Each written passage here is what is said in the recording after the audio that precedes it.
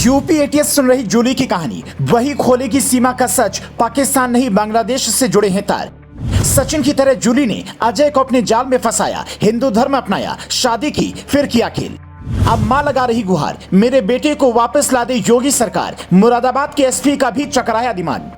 उत्तर प्रदेश की एटीएस सीमा से कई सवालों का जवाब मांग रही है, लेकिन इसी बीच उसे एक जूली की कहानी भी सुननी होगी। ये वो जूली है जो अपनी 11 साल की बेटी हलीमा के साथ बांग्लादेश से हिंदुस्तान आई। यूपी के मुरादाबाद के लड़के को अपनी जाल में फंसाया। खबर मीडिया में उतनी चली नहीं, आखिर में उसने हिंदू रीति रिवाज से अजय से शादी कर ली और काफी दिन तक हिंदुस्तान में रही। ये कहानी पहला पार्ट है, अब आगे का हिस्सा सुनिए जो सीमा की सच्चाई खोल कर रख देगा। करीब 3 महीने पहले जूली अपने पति अजय को कहती है, मैं वीजा रिन्यू कराने के लिए बांग्लादेश जाना चाहती हूँ, तुम भी साथ चलो। उसका पति मुरादाबाद से उससे बांग्लादेश बॉर्डर तक छोड़ने जाता है। वहां से अपनी माँ को फोन करता है, माँ मैं गलती से बांग्लादेश बॉर्डर पार कर गया हूँ, 15 दिन बाद वापस गांव आ जाऊंगा, चिंता की कोई बात नहीं है। इधर घर वाले निश्चिंत थे, तभी व्हाट्सएप पर एक तस्वीर आई जो मैं आपको दिखा नहीं सकता। उस तस्वीर में अजय की हालत खराब थी, उसे देखकर ऐसा लग रहा था कि उसे मारा पीटा गया है। उस तस्वीर के बाद ही एक फोन आया जिसमें अजय ने कहा, माँ पैसे भेज दो।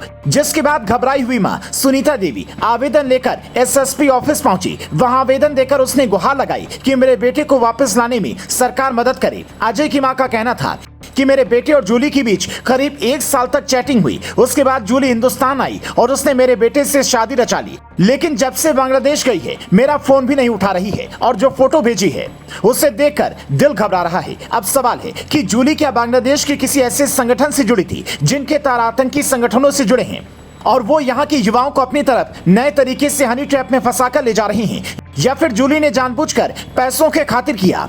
क्या सीमा की कहानी भी कुछ दिन बाद ऐसे ही मोड़ लेने वाली है? ऐसा इसलिए क्योंकि सीमा हैदर जिन 4 लड़कों को हिंदुस्तान लाई है उनमें से 2 लड़कियां सीमा की नहीं हैं, बल्कि उसके पति गुलाम हैदर की हैं, पहली पत्नी की हैं। अब जरा गौर कीजिए, सीमा सचिन के चक्कर में हिंदुस्तान आई, लेकिन अपनी सौतन के 2 बच्चों को भी लेकर आ गई। मानवता के हिसाब से तो लोग तारीफ करेंगे कि माँ की ममता ही ऐसी होती है, लेकिन जासूस के नजरिए से देखें तो अगर सीमा जासूस निकलती है तो क्या सीमा को इन दोनों बच्चों से किसी भी तरह का गलत काम करवाने में कोई ममता आएगी? ये भी बड़ा सवाल है। हालांकि यूपी एटीएस की पूछताछ में अब तक जो जानकारी सामने आई है उसके मुताबिक सीमा हैदर से एटीएस ने अंग्रेजी पढ़वाकर देखा। जिस कॉन्फिडेंस में वो हर सवाल का जवाब दे रही है उससे कई अधिकारी सोच में पड़ गए हैं। अब एक टीम नेपाल की काठमांडू जाने वाली है, जबकि दूसरी टीम इधर पूछताछ से कुछ राज खंगालने की कोशिश करेगी।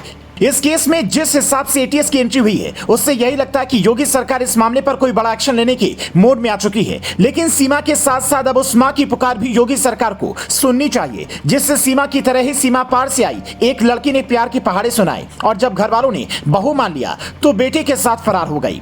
अब अपने ससुराल वालों से पैसे मांग रही है। आपको क्या लगता है, सीमा की कहानी का अंत भी कुछ ऐसे ही हो सकता है या सीमा का सच सिर्फ प्यार है? हमें कमेंट में बताएं।